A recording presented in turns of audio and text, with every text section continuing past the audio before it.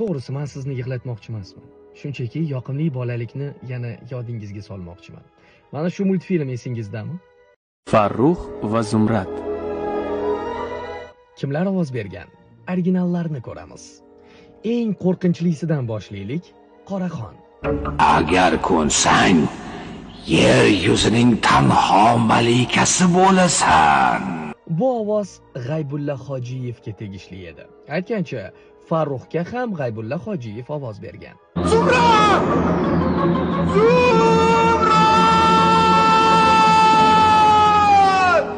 Multfilmdagi ketma-ketlik bo'yicha davom etamiz. Qaldirg'och.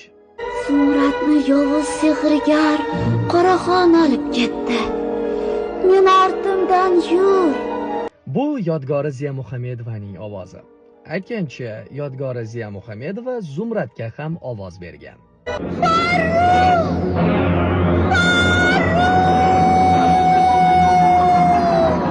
Endi navbat saksovulga.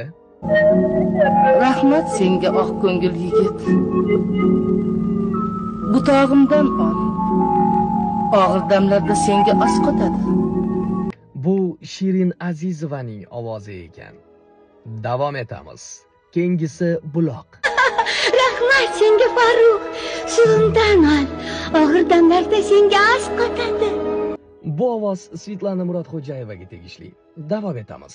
Dev. Meni qo'yib yubor, Farruh. Senga eng uchqur otimni beraman.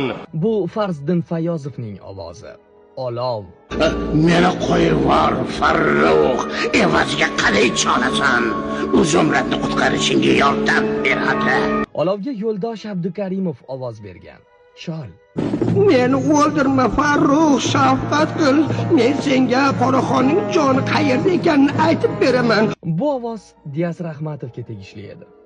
Qarang, bitta multfilm uchun qanchadan qancha san'atimizning darg'alari mehnat qilgan.